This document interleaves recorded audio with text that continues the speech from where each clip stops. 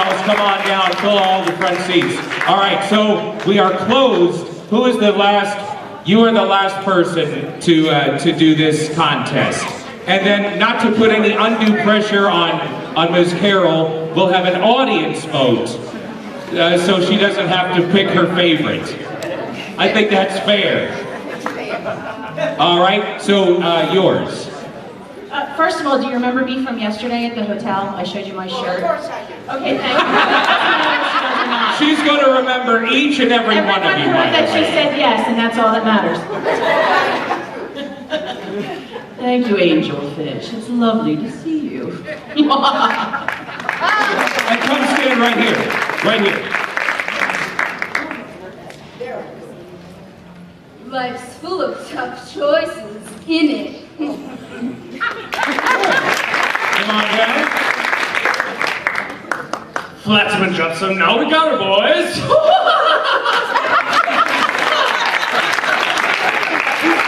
You go stand over there. You insignificant fools!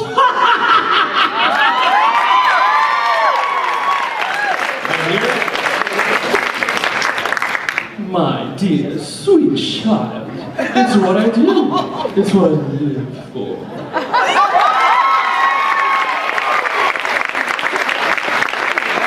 See, the contract's legal, completely unbinding, even for you. Although, I'm willing to make a trade.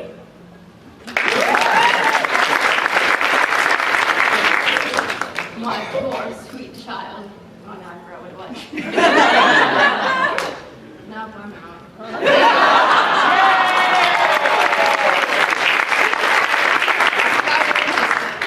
My dear, sweet child, it's what I do. It's what I live for, to help unfortunate merfolk like yourself.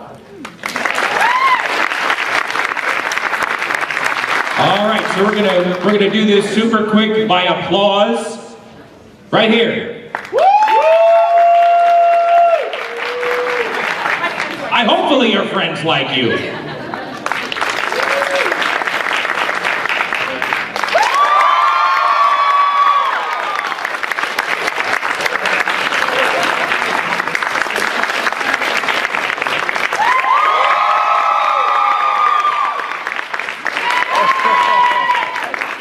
This is a tough call. So come on down here, and you. All right.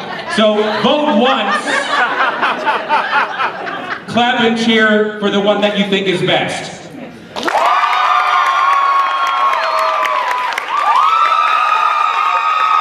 I think we have a winner. Awesome. Thank you so much, please. Have a seat. Thank you so much. I got something for you right here, because you were so great. It's prizes furnished by Loco Duck. Have you seen this yet? Yeah, that's you, sorta. Yeah. And now she touched it. There you go. So that's your prize. Loco Duck, he's right over there. His real name is Michael Duran, and he's in the vendor room. He's got a lot of great art. This is new for this year. Thank you. All right, let's hear it for her. You have a bottle of water if you'd like right there. There you go.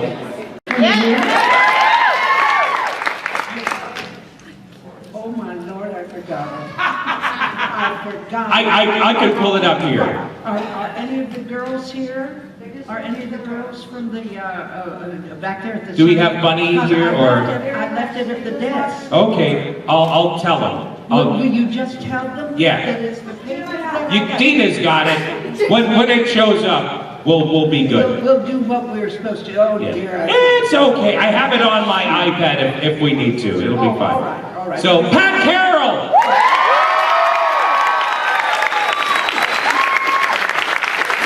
It's very good to be here with all of you. Are you having fun here? It's very busy. It's been very busy. And everybody looks like they're having fun.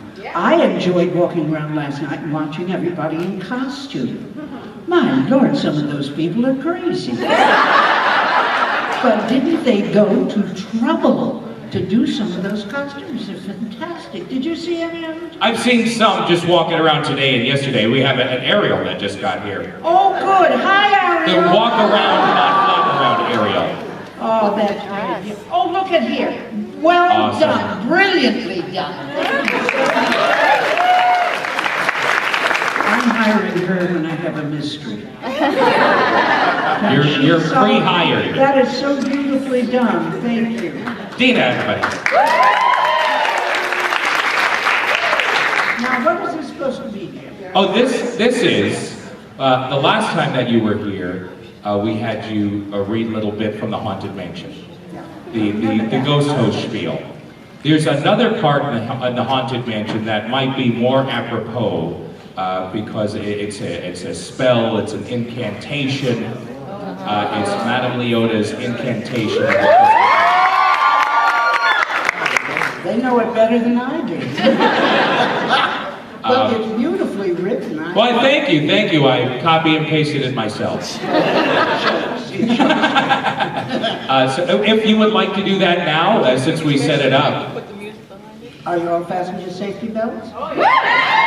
please begin recording now. Serpents and spiders, tail of a cat, call in the spirits wherever they're at. Rap on a table, it's time to respond.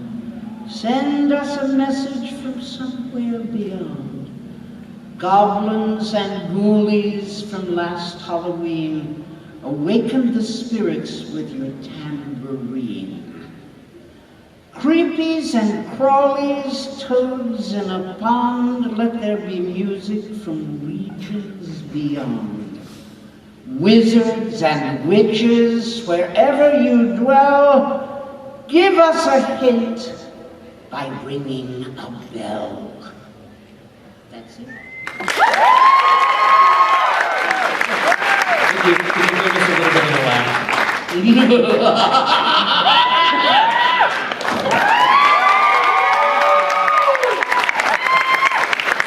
You're welcome. Now, you had a busy year. You were here. I think so.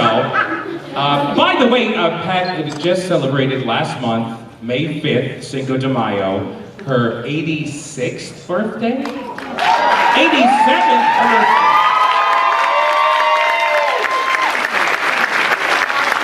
Hold that mic up. Hold that mic up. Oh, hello, Mike. I have to tell you something. Don't any of you be afraid of getting older. It's a blur. And you know all it is? It's just age. It's not paint on your car. It's nothing that's horrible. Aging is what you make of it. And I don't care what age you are or what age you're going to be. Live life. That's what it's all about.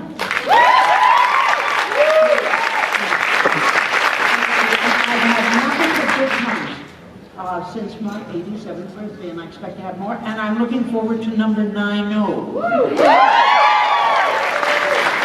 you know, Jim, I am very fortunate, and I say it every day, and I thank the good God above.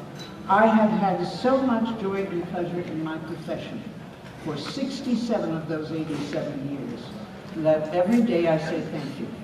And it's a wonderful profession to be in, and I have been grateful to work in it all these years. And so find something for yourself that you're passionate about, that you love to do in this world. Don't just accept any work that comes along. You go for the work that is close to your heart and the work that you adore, because that will make your life one heck of a ball. And don't you ever give up on it. Ever, ever, ever. I have done the work that I've loved for 67 years, and I couldn't be more grateful for every year of it. So that's it. I hope that's recorded in so many ways. That should be the foreword of your memoir that you're working on. I think that would be brilliant. Before we get to your memoir, because I do want to talk about that, you talked about 67 years in the entertainment business. One of your earliest jobs that you won an Emmy for was Caesar's Hour. For those of you that need to know, Sid Caesar is one of my idols, and he was also the kind of grandfather of sketch television comedy. He had Show of Shows, he had Caesar's Hour, and the writers that worked on that are like the pantheon of comedy writers. Carl Reiner, Mel Brooks, Woody Allen later, Neil Simon, his brother Danny, all these, Selma. Howard Morris, Selma Diamond, right? Yep.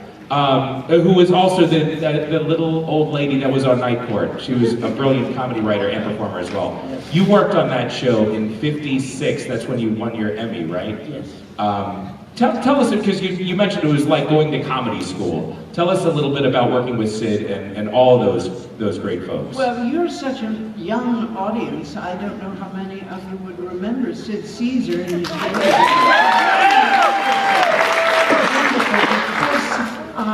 literally, when I said that to Jim, I meant it.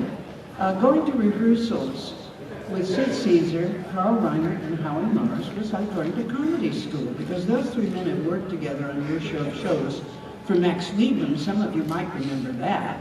And I tell you, they were wonderful. They sensed each other. They knew what the other person was thinking. They could time things without anybody telling them, the director or anybody. And I would sit in rehearsals and just watch those three men work and think, oh my glory, I have an opportunity here to learn from these three men, because it's like sports. You know, you go out and you play baseball, or you play basketball, or you play football, or you play tennis. And what is the major part of that sport? Timing. Timing, how you hit the ball, how you run to get the ball. The same thing is true in theatrical comedy. It's all timing. And it's very exciting to watch it being done. To watch it being done is like watching a painter paint a classic. It's extraordinary, and you all have timing. Every one of you sitting out there, you all have timing. No matter for what, you have timing, because rhythm is part of each human being. And the rhythms may be different, but you've got it. Oh, baby, have you got it. And you can utilize it in whatever way you wish. It can be for sport that you enjoy playing and involve yourself in. But timing is the essence of the theatrical profession in every level, in every area. And Sid Caesar and Carl Reiner, and you can still see Carl Reiner on television occasionally in a guest spot. He's an old coot now. He's got his Twitter. He's on Twitter. He like tweets every day. And yes, he does. Yeah. Because Carl loves to communicate. He loves people. And he wants to be in touch with people. So he is. And thank God for all of our, well, I have so many electronic devices, I can't count them. And after my granddaughter, I probably wouldn't know how to work them. Oh, thank God for grandchildren. But those three men, if they went out, because in those days we used to do two shows. You did one for the East Coast and one for the West Coast. Live, right? Live. Absolutely live, Jim. And it was for the time difference between our two time zones. And I used to laugh a lot, because I thought, suppose we goof up horribly. You know, the one part of the country will know we did well, and the other part will say, oh, they're But Sid and Carl and Howie worked together like slick athletes. They almost read each other's minds when they were doing something. And if it happened on, say, a West Coast show, that the sketch didn't work, the audience didn't care for it, they would throw it out and ad-lib a brand new sketch. Ad-lib a brand new sketch. I would shake my head in wonder, how did they do that? But they'd worked together so long. Again, timing, familiarity. And they were able to do that, and I thought that was wonderful.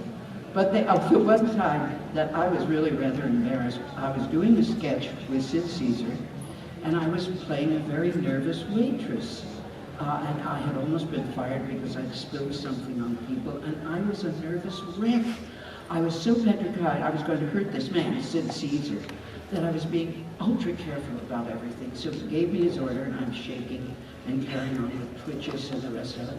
And I came back with his order and hit him in the back of his head with one of those big, intense trays. And Caesar collapsed under the table. I thought, oh my God, I've killed Caesar. And I thought, well, what do I do now? Do I resign on air? Do I apologize to the nation? What do I do? And then I saw Sid's shoulders going. He was laughing that I'd almost killed him. But he was the most equitable of men. Nothing that happened disturbed him, distressed him. He just swept it up and went right along with what he was doing. And this would be on a live show. So you never really knew what to expect from him. You know, because he was reacting to the circumstances of the moment himself. And he was a good outfielder. He knew how to take care of things. He knew how gorgeously to take care of things. But to work with professional gentlemen like that is quite an honor, and in his case, a double honor, because he was, I think, probably the best sketch artist in television we had. And he set the level rather high for everybody who came after him to do sketch comedy in television.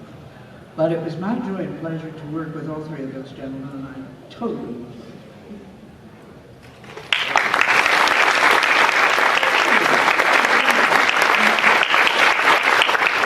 Now, going from the beginning and now to your career right now, there is a movie that's being shown at festivals right now called BFFs. Yeah, but I'm only in it in one scene, Jim. But that's enough. No, I doesn't have to be. It's my daughter's film. So I insisted I was in it. And she paid me $100. I was more proud of that than anything. Are you going to get points on the DVD sales? Pardon? Are you getting They your give me percent? points for nothing. I'm even embroidered. But I'll tell you something. I'm very proud. These two young women have written the script, one of them being my daughter, have produced the film, have publicized it, have done everything about it, and it's a good film. It's called Best Friends Forever.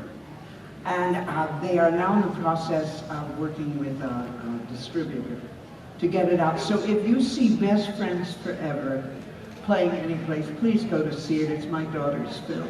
And I would love it if you did. And I saw the film. I've seen it 8 times. Do you think that's too pushy? Come on, it's your kid. You have to support it. And I have been so proud of those two young women for doing this film, writing it, acting in it, producing it. I think that's marvelous when people can do that, particularly young women. Because the film industry, I think you'll agree with me, Jim, has always been male. It's always been controlled by males and the rest of it. And for these young women today to go out, and that's not easy to make a film. It's very involved and very hard. And they did it. They did it. I am so proud of them. I'm proud as punch. And at one film festival, they got a standing ovation at the end of the film. And I thought, isn't that exciting? And she said they almost cried. They were so touched. Isn't that wonderful? What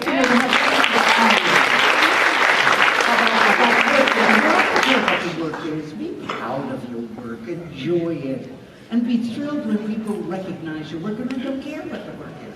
But when work that you do is recognized by other people, that's pretty wonderful. So enjoy it, grin and cry, do whatever you want to, but you deserve it. So enjoy, relax, and have a good time with any kind of creative work you do, or any kind of work, as a matter of fact. I think work is good for us, keeps us from being lazy. And for being poor. Mostly from being poor. Mostly from being poor. But if you see that film called Best Friends Forever, and the name Tara Carsian, that's my youngest daughter, and Andrea Grano, they will have done this film, and it will be shown, I think, within the next 6 months within theaters, so please be on the lookout for it, because I think you'll enjoy the film. I did. And I even saw it one time with an audience. The rest of the time I'd just seen it in a room. But I saw it with an audience. I was shocked there was laughter. That'll go on the back of the DVD. Pat Carroll. Don't be shocked.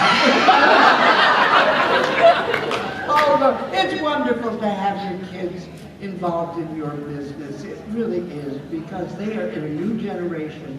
It's a new kind of business now, Jim. So with a child in it, I don't say child, she's a grown woman. Well, she is your child, and you're proud. She goes, the dog on the side, hello, little baby, you want to come in here? But anyway, it's very powerful, to have kids, because that's not easy stuff for a man or a woman to do. Hello again, Chucky. Let the planes come in this way. But I must say that the one scene I did was a dinner scene, and I played her mother in it. And I had to say, they were dreadful to me on the set. Everybody was horrible to me. They just treated me like trash. And I said, my daughter has produced this film. They said, oh, and that's it. So I did not have an easy time, but they were all teasing me. They were putting me down, and I had a ball. I had a ball. Now, of course, as we all know, and you are here, you are the voice of Ursula. Was I fortunate to get to do that voice? I can't think of a voice in either a straight film, an animated film, or anything that is as mean as that character. I mean, is that the worst bitch you've ever seen?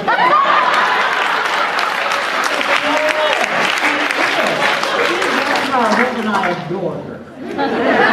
When you think of it, nobody's bigger than Ursula, because physically she's the biggest old cow you ever did see. She's got a huge voice. She's got, everything is over the top. But what a fascinating creature. I have had more fun with that, and to see children, because before the age of 7, kids are petrified of her. I would be too. Because she's so big in every way. But after 7, they get the humor of her, the children do. And they aren't afraid of her anymore.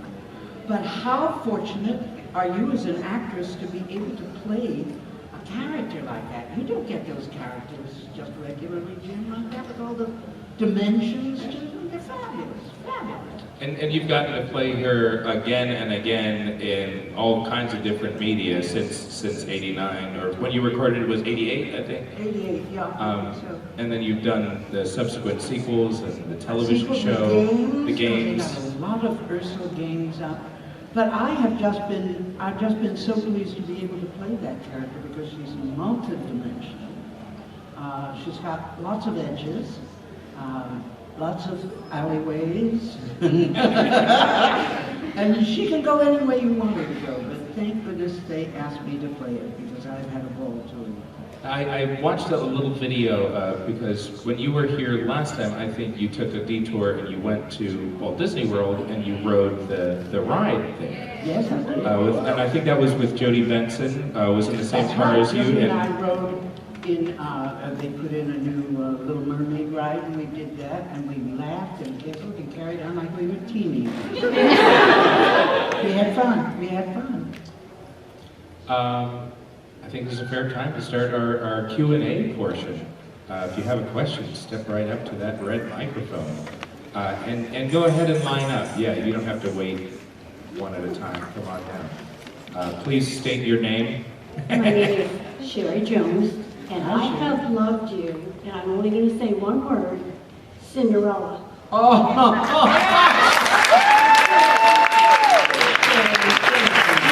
Could you tell us just a little bit about what that was like? Rodgers and Hammerstein and you playing, you were awesome, was she not awesome? Remember that creaking knee? I did. Well, that creaking knee and its brother and sister have been taken out a long time ago. But that was such fun, number one, because Rodgers and Hammerstein have been absolute favorites of mine musically down through the history of American musical theater. And to work with Mr. Hammerstein, I think was gone by then, but to work with Mr. Rodgers, who was a consummate professional, but the kindest of men, and Barbara Ruick, who played the other sister, we were working on the number for the two, and I hit a third harmony, and Barbara said, "Oh, Pat, oh, don't hit that third. Mr. Rogers hates a third in anything. And I said, oh my God, I didn't know that. I said, I can't hit anything else. I can't do a fourth. I can't do an eighth. I don't know what to do. Well, I was a nervous wreck, and Mr. Rogers came in to listen to us. And I said beforehand, Mr. Rogers, I hate to admit something, but the only thing I can sing at the end of this number is the third. And I understand that you can't stand the third. He said, Pat, just do the third and don't even worry about it. So, see, never worry about anything. Just go on and do what you have to do. Just want to say thank you for my childhood. Thank you so much. My pleasure. My pleasure. Thank you for remembering that wonderful old Cynthia. Thank you. It was great fun. I dragged her here. Do you always travel as a team? Pardon? Do you always travel as a team? Yes, ma'am. Good for you. What is your name? Melissa Jones. Lucy? Melissa. Melissa. Yes, ma'am. Once I get my hearing fixed, I'm going to be great. My question for you is, because I watched Rogers and Hammerstein with my mom. It was amazing. We loved it. And my question though is, I know Ursula is like kind of your dimensional character. What was it about that you liked her? Like throughout voicing her, because I played a video game and I was like, is this really her original voice actor? And when I saw it, I was like, oh my gosh, yes! But what was your favorite part about playing as Ursula? Like, what were your favorite things about her? Every part of her, because the character is so wonderful. And the ins and outs of her character is so wonderful. And they also go vocally because of her size. And the producers and the directors wanted that size to come through sound, which I thought was very smart, because that gives you a sense of her enormity. And well, she was enormous. But And got bigger. He was huge by the end of the film. yes. But I must say that I think working with a character like that and with a gentleman of the profession like that, you tend to be a little overawed by everything that's going on.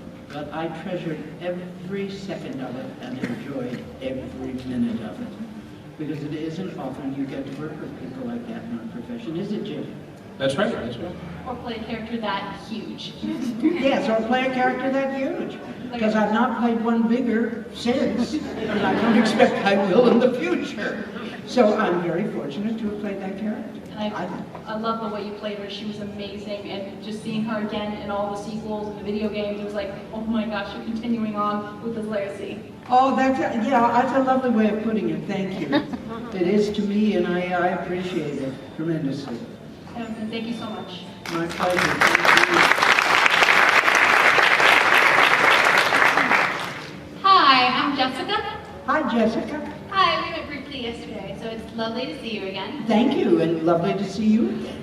So I actually have two questions. My first is, you've recorded Ursula all these different times for various bits of media. So I was wondering, what's sort of the strangest thing you can remember having to record for her, where you're like, huh? For Ursula? Yeah, sort of the strangest, most out there bit of dialogue or song or anything. Well, it's all been recorded. And at the time, it didn't seem weird. It seemed like, oh yeah, she would say that. But I can't think of anything that was off tour in recording, except that they would ask me to be a little more quiet. So even with the professionalism of the recording and the people who do it, many times the actor is not aware of how they're coming across. So you better listen to the director, or you're going to be blowing up all kinds of sound equipment. So my second question was, they've recently revamped the musical for when they did the European production and everything, and Ursula has a new song where I like to say she goes all Game of Thrones, and it's about how she killed all her sisters and everything. Oh, no. Have you heard that yet? And if so, No, what do you I think? haven't. Yeah. She kills off her sisters? She had a whole bunch of sisters, and she killed them all until only Triton was left, but he was little then, and so she didn't know he was a threat. And then he got big, and he kicked her out. I'm quitting show business. What is going on here? Killed her sisters and kicked him out? Well, it's like a soap opera. No, I haven't heard that, to be perfectly frank. Yeah, it's the song is called Daddy's Little Angel. And killing people, that's No, I haven't followed that very well. Oh, okay. But I appreciate you telling me about it. I'm going to be aware. Well, we'll YouTube it. We'll find it. Yeah, It's got to be it's on. on YouTube. I think is Jessica it? Lange's performance. She was at a gala or something, and she did it, so you can hear it. Isn't that funny? Well, you brought me news today, and I appreciate it. You're very welcome. Thank you so much for everything. I'm going to hold you for 1 second because I'm reminded of a story that I'd like you to tell about working with Howard Ashman, borrowing some of his phraseology. Howard Ashman was the young gentleman, the young gifted gentleman. Hold your mic up. Oh, there you go. Little thing was hiding under my scarf. Take a little nap now. Howard Ashman was such a gifted young man. He was the lyricist of the team that did, what was it? Little Shop. What else? About 4 Broadway shows. Yeah. Ashman was one of them, and Howard was the other. Yeah. And I have a suspicion from watching him that he did Ursula brilliantly. And I thought, well, do you have the guts to ask him if he would do the song for you? So in case he has added any little things of his own, that you could steal them? That's really what you're asking for, isn't it, honestly? So I thought, just be gutsy and go and do it, because if it helps you perform the song, anything is worth it. So I went to him and I said, Howard, would you please do me a favor and sing the song for me, because maybe there's something that you do that I haven't thought of and that might improve or enhance the song. And he was wonderful. He said, well, of course I'll do it. So by golly, he began singing the song. I stole about 300 things from him. The man just had so many little alleyways and nuances and emphases. It was emphases. That's multiple emphasis. So what do you have if you have emphases? That's a sex of multiple emphasis. Oh, sometimes your teeth get in your way, what can you do? But anyway, Howard sang the song, and I did get about 6 things from him that were absolutely perfect. But of course he wrote it. He wrote it. He knew what he was talking about. So what you hear in that finished song was stolen from Howard Ashman. But with his permission. I was not a thief in the night. So that, Then you call it a collaboration. oh, but that's lying. So that's the story about it. You know, you're a real trailblazer for women in comedy when you were coming out, and I was just wondering, were there other women that you were working with when you were coming out that helped or influenced, or that you really enjoyed working with, or maybe those that you didn't really like working with? No, it was a very exciting time because this was the 50s, which seems like ancient history now. You know, we should all be going to Byzantium. But at that point, there were a few young ladies about, named Carroll. And I tell you, I knew when I first saw that young lady perform that she was one hot ticket, and that she was going to be the best that there was to be around, and she has proved to be over her lifetime in this profession. Don't you agree? There was another young gal named Kay Ballard, who also had a wonderful career not only in the theater, but in television and in films. Do you think of any of that period? You know the period I'm talking of. Yeah. Who are you thinking of? Okay, Carol Burnett. I think that Emma Jean. Oh, Imogen Coppola. I love Emma Jean. Well, you know, she was around for so long because she spanned 3 generations. And a brilliant comedian, but in her work with Sid Caesar, I found they also did some very touching things together. But she was so good. And I don't think she was intimidated by him either. He was a big guy, and she was a tiny little lady, but she would get away with some stuff with him. Well, you know where they first worked together was a place called Tenement up in the Pocono Mountains, and it was an old socialist camp that was turned into a summer resort. And they had a theater company of about 20 performers. Every summer we spent about 20 weeks up there in the mountains doing sketches. Danny and Doc Simon would write the sketches. And we had composers who made original scores for us to do. And I tell you, it was like going to comedy school because we tried out so many things for audiences. But how perfect, they're old people, they're vacationing. They're vacationing, you know, half the time they're drunk, they don't know. But they were marvelous audiences, wonderful audiences. We're all young performers, we don't know that much, but we're eager to please people and to make them laugh. And we had a ball. We absolutely loved every day, and we did musical numbers, and I did one dreadful thing. On Wednesday nights, we had what we called a vaudeville. Don't make me come over there. On Wednesday nights, we would have what they called a vaudeville. And all the young performers, there were about 20 young performers in the company, would go up on stage, and in the old days of the Paramount, they always used to move, check me on this, Jim, move the orchestra out of the pit, put it on the stage, so all the young performers performed in front of the orchestra. So we all did our things, and on Wednesday night, on the vaudeville, we just came out and did our old acts that we did in supper clubs or saloons or wherever, and totally enjoyed it. And at one time, I was feeling rather naughty. So I went out on vaudeville night, and I did my regular act. And then I said, I would like to, if I may, and it would be an indulgence to ask this, if I might, I'd like to sing an old song I used to sing to my Irish grandfather before he went to bed at night.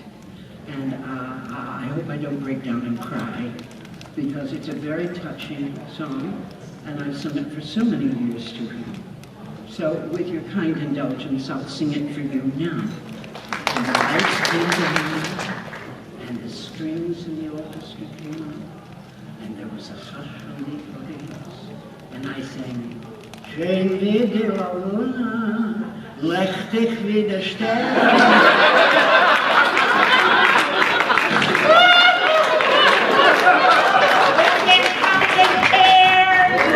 Throwing things at it. It was wonderful.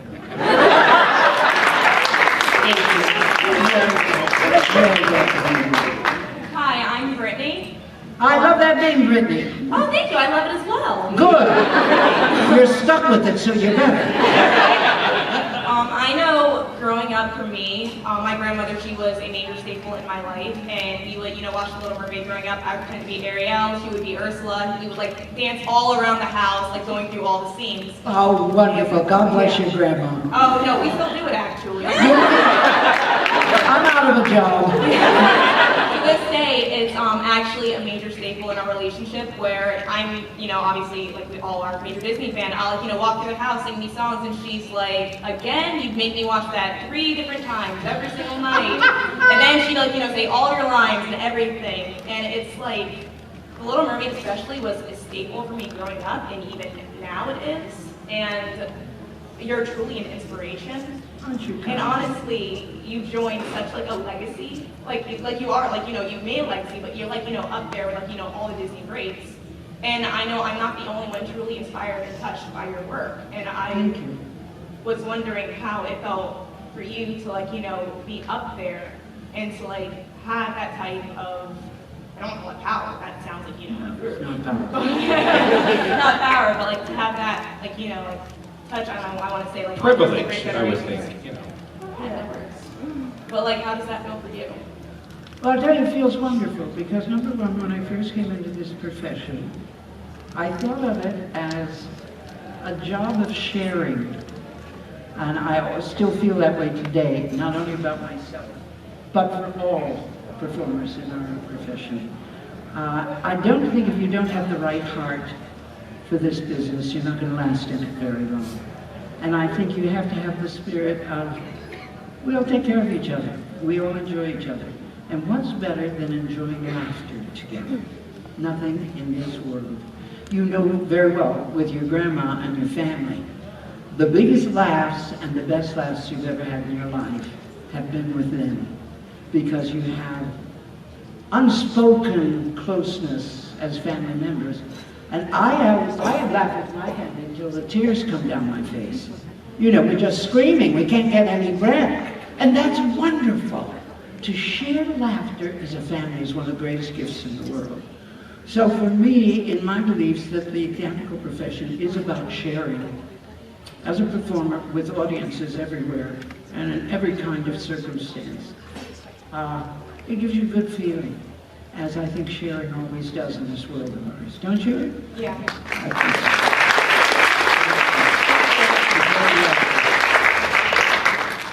Hello. Hello yourself.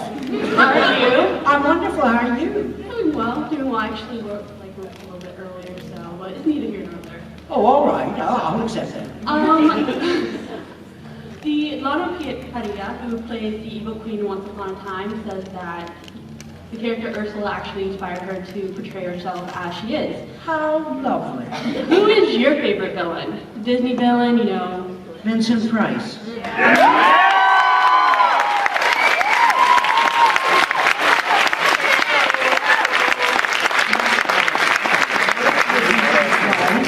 I have admired him for years, but I know he's known to the younger people in the audience as a horror king.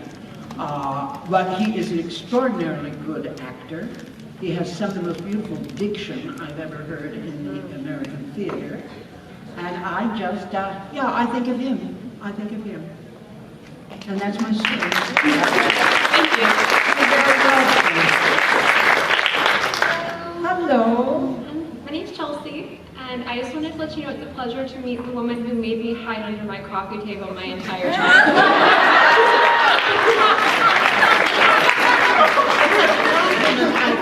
I think it's a compliment. Little Mermaid was my absolute favorite, but every time I saw you come on screen, I'd have to hide underneath the coffee table. Oh, poor baby. But you know what? That's wonderful for the character. Yes, she definitely had an impact. As a child, it must be dreadful. So I did have a question. With The Little Mermaid on Broadway, I was just curious how, I don't know if you've seen it, and how you felt like being the honor of being captured on a Broadway stage instead of just in our living rooms. How you felt about that? Well, to be perfectly frank, there's more... hello again! There's more prestige in being received in your living room than on a Broadway stage, and I've been both. And I think it's all quite wonderful, but no, I think being in your living room is even better, because you have to pay too much money to be going to Broadway shows.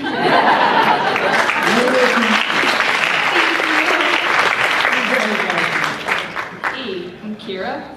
And What's your name? Kira. Kira. K-I-E-R-A? No, C-I-A-R-A, Irish spelling. Oh my God, in Gaelic. But you said like when you came into the profession how wonderful it was, and I'm thinking about going into like the acting profession as well. And like, what was it hard? Was it easy? Like, how was it? Like, how do you start, I guess? If you have a choice, don't do it. No, I'm kidding you. If this profession is what you want, don't let anything stop you. Because it's going to be hard. You're going to get nothing but rejection constantly. But it's that way for young people in a lot of things. And if your heart is in this profession, you don't give up. And take your knocks, and don't think that you're the only person in the world who's ever had them. Everybody who's working, including Jim, have all had their knocks. And don't be afraid of that, because don't let it stop you. You keep going until you achieve what you set your heart and mind on. Okay, does that seem fair? Yep. All right. Go for it. Hello, you handsome son of a gun. Thank you. You're welcome. My name's Mark. Hi, Mark. Hi, and this is a good follow-up question to the question that was just asked. Oh, okay. So in your historic career, is there any role that you auditioned for that you didn't get that you wish you had, or that you had a friend that had a part that you just salivated over that you wish you could have had? No, isn't that funny? I have never been envious of a fellow performer in my life, never have. And I just figured that what's supposed to be yours is going to come your way. So I don't fight for it. It's, as far as I'm concerned, in the cards, you know? And I've never been envious of a fellow performer. Have you, Jim? Only when they make more money. Oh. Well, you're very honest. No, but I really, no, envy has never entered into it because I figured, just as I told the young lady, everybody in this profession has had to deal with their dozen or two heavy blows. And it equalizes, I think, it equalizes people. And you aren't looking to grab other people's glory or their work. Just stick to your own pattern. You'll find your own way. Thank you. Great answer. Thank you. I think the only thing that I don't know if envious is the right word, but if somebody's talent. Yes. If I see somebody that is doing something that I couldn't possibly even imagine, I think that's like, it's like, oh, I want to learn that. I want to. But you're never going to have the time, Jim. You never do. And no matter how you might admire someone and their gifts and their talent, you don't have the years it takes to follow them up, you know. So we just... I'm never going to dance in the Bolshoi, is it? Well, you can try. You can try. Yes, ma'am. Hello, dear lass. Hi. My name is Dominique. Dominique, what I've have you actually got? got 2 questions for you.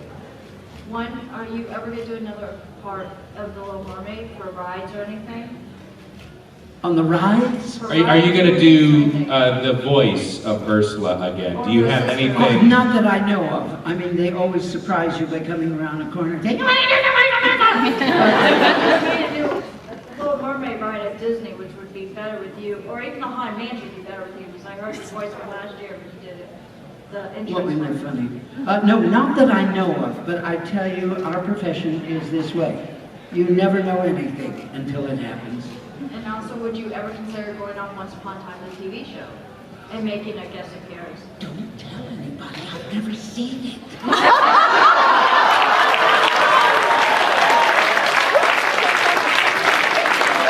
It's a fact, Linda. I don't watch much television to begin with. Would you believe I read? You sick person! I'm so sorry, I'm being honest. And I've heard my granddaughter watches it religiously. My older daughter watches it. My younger daughter is like me. She doesn't watch television very much. I apologize for that, but I'm being true.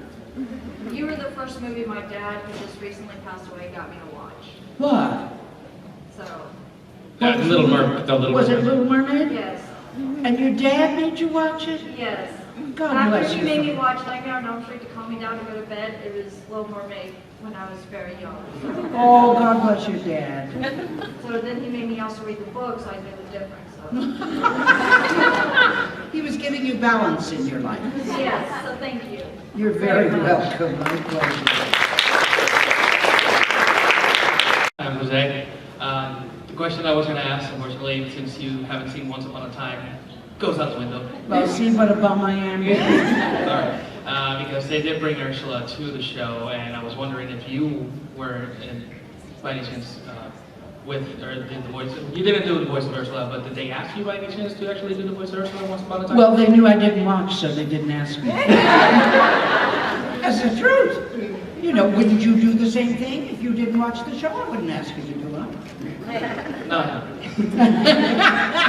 Thank you. And I hear it's a wonderful show, so keep watching. And I always do. Good. Big fan. These are our last 3 questions coming up here.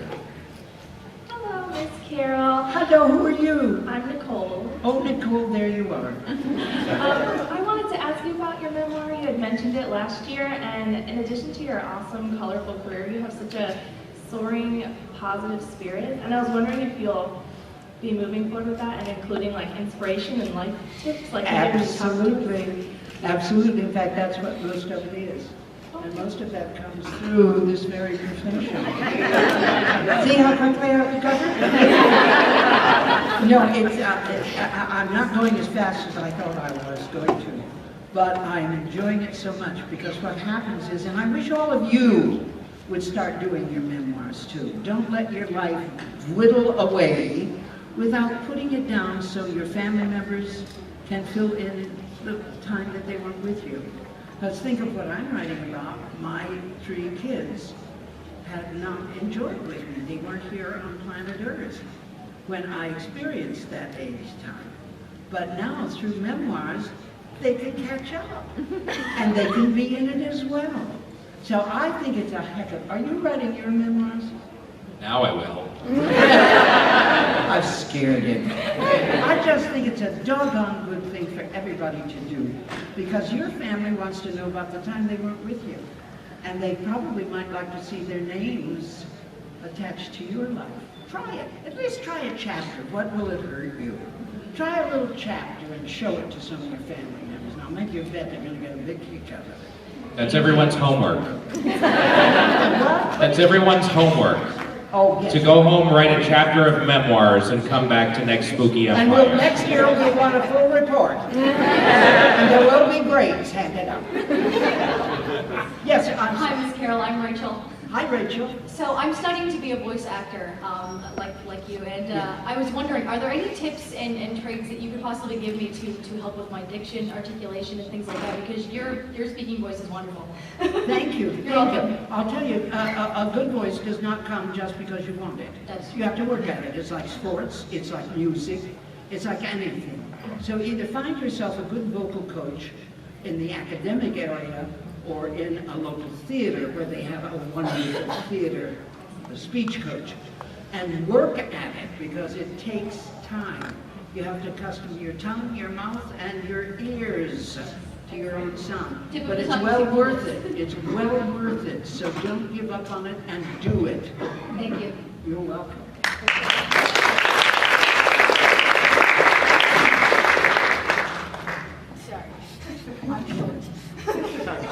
Have you broken the microphone already? I'm sorry, I'm good. Hi, Miss Carroll. I'm Gabrielle. Hi, Gabrielle. Beautiful name. Thank you. And it was much an honor to meet you yesterday and to see you again today. Good. And Thank you. Thank you for being here. Thank you. Little Mermaid has been a part of my life for a long time. It was actually my first daddy-daughter date. My dad took me to see the movies when I was little. So it's been all the way through my life. I'm a huge Ariel fan, but I'm also a Ursula fan. Thank you. The colors, everything that just drew me in. And I have to ask, what was your huge inspire, or what got you into the character of Ursula? Like, was it hard? Was it easy? Did it come easy to you? You know, I don't think it's ever easy as an actor to get into a character. I think it's very difficult, but we are only interpretive artists. We are not creative artists. So we rely very, very much on creatures called directors and producers, who usually have a better overall picture of the project in mind. So you listen to them, and you do as they instruct you, and you'll very seldom go wrong because they know what they're doing better than we do at the moment. And always remember, actors are not creative, they are interpretive. So don't go going gaga over actors. That's a very, I was thinking about this the other day, because Brando had the same kind of thought. That it was less of a creative and more of it was a craft rather than an art of itself. So that's a very interesting thing. Yeah. There's never been any change, Jim, and actors who think that they are creative instead of interpretive are mad. But they have a different kind of ego, I think. I hadn't thought of that. Can you do me one more favor? Can you give me a really good Ursula laugh?